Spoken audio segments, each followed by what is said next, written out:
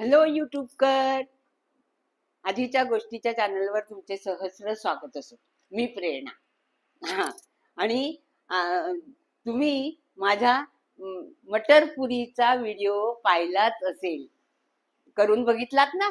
आवडला की नाही? हा. आणि जर का आणि त्याच्यावरती कमेंट्स पण करून पाठवा. हा. बरं, जर का पाहिला नसेल तर मी ती लिंक डिस्क्रिप्शन मध्ये मी पाठवलेली आहे, जरूर पहा. आता आज मी उभी आहे ती आज मी गोव्याचा गोड पदार्थ म्हणजे गणपतीला प्रिय, गणपतीला तो खासियत करतातच असा हा मणगण मणगण असं करणार आहे.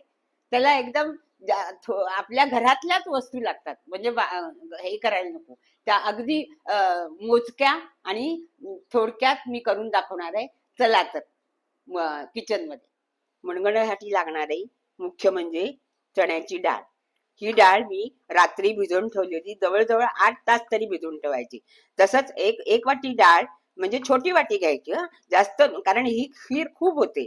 1 वाटी डाळ भिजत ठेवायची. तसंच त्याला लागणारा साबुदाणा, अर्धी वाटी साबुदाणा, तो पण रात्रीच भिजत ठेवायचा. हे 2 गोष्टी महत्वाच्या आहेत, हे लागणार. त्याच्यानंतर त्याला लागणारा गुळ, वेलची पावडर, आणि त्याला वाटून आपल्याला खोबरं घालावं लागणार आहे. हे खोबरं घेतलेलं आहे. आणि तसाच आपला हा बदाम, काजू, बदाम, पिस्ता हे घेतलेलं आहे.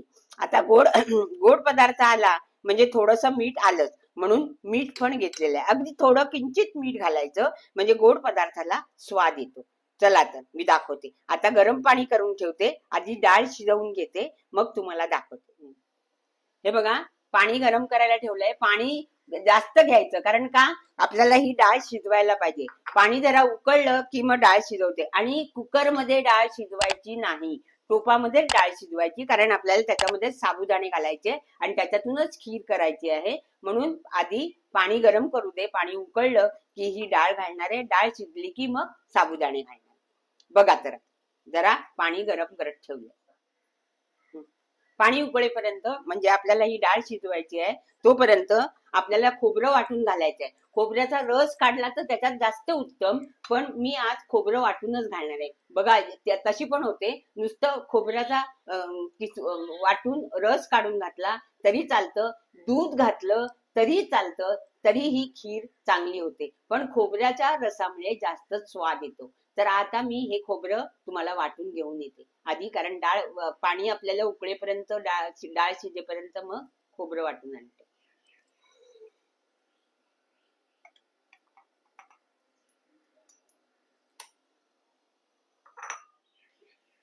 हे बघा, खोबरं वाटून आणलंय. एकदम गंधासारखं बारीक वाटायचं. आणि आता पाणी पण उकळलंय आणि डाळ स्वच्छ धुवून ठेवलेली आहे. आता ही डाळ या पाण्यामध्ये घालूया. ही डाळ शिजू द्यावी जरा. आणि मी आधीच सांगितलं, कुकरमध्ये घालायची नाही, डाळ टोपातच शिजवायची. आता ही शिजू दे. डाळ शिजायला जरा वेळ लागेल. थोडासा गॅस मोठा करते.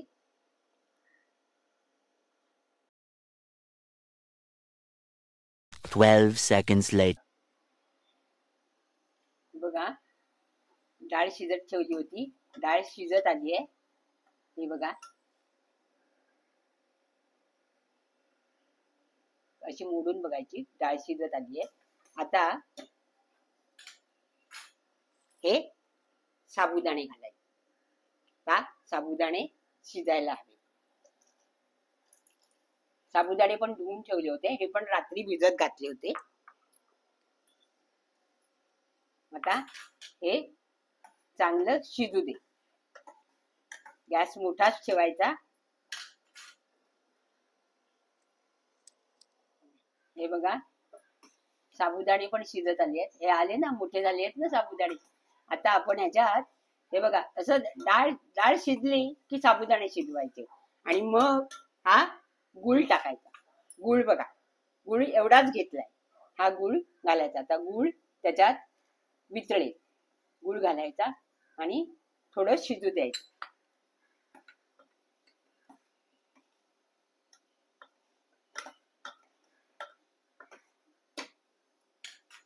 आणि थोडस नावाला मीठ, अगदी अगदी एवढूस.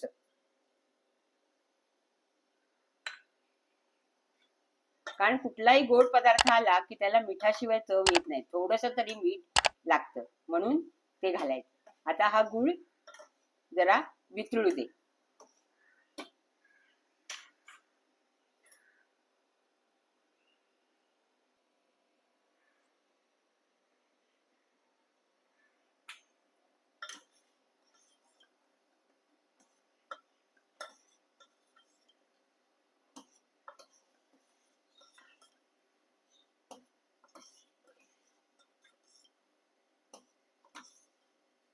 गुळ वितळत आलाय, हे बघा.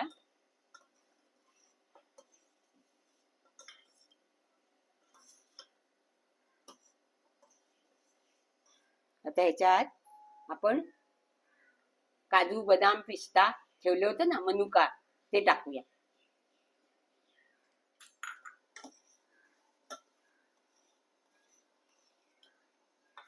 होत आली आहे खीर.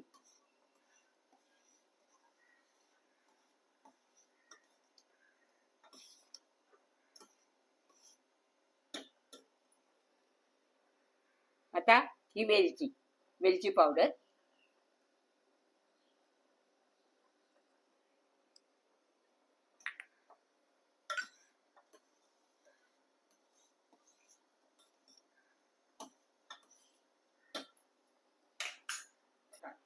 हे बघा खीर होत आली आहे. आता हे मी वाटून आणलं होतं ना खोबरं, नुसतं खोबरं आहे हा, आणि खोबऱ्याचा रस पण काढू शकतो आपण. खोबऱ्याचा रस घातला तर अतिशय उत्तम, खूपच स्वादिष्ट बनते. आता मी हे नुसतं खोबरं वाटून घातलंय, नुसतं खोबरं. बघा,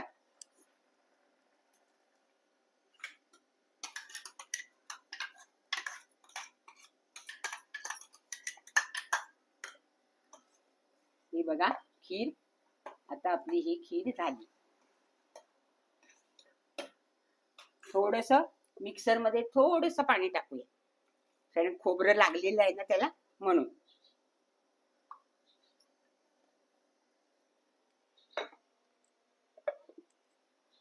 आता चांगलं शिजू दे. खीर तयार आपली.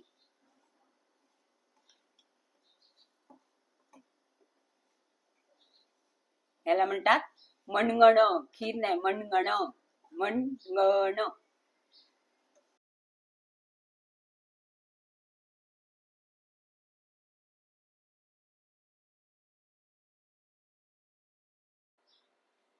हे बघा खीर झालेली आहे. तुम्हाला आता वाटत असेल की हे पातळ आहे, पण पातळ नाही. आणि जरा आता गरम आहे म्हणून तुम्हाला ती पातळ वाटते, एकदा थंड झाली की ती घट्ट होते. याला म्हणतात मणगण. तर मी तुम्हाला हे बाउल मध्ये सर्व करून दाखवते.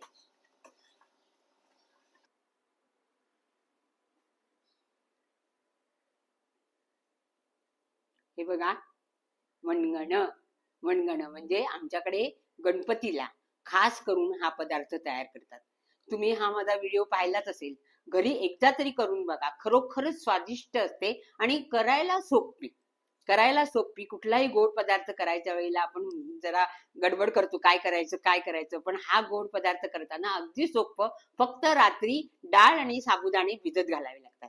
हा व्हिडिओ कसा वाटला तुम्हाला? लाईक करा, शेअर करा आणि सबस्क्राईब करा आणि कमेंट्स करायला विसरू नका. हा, बाय.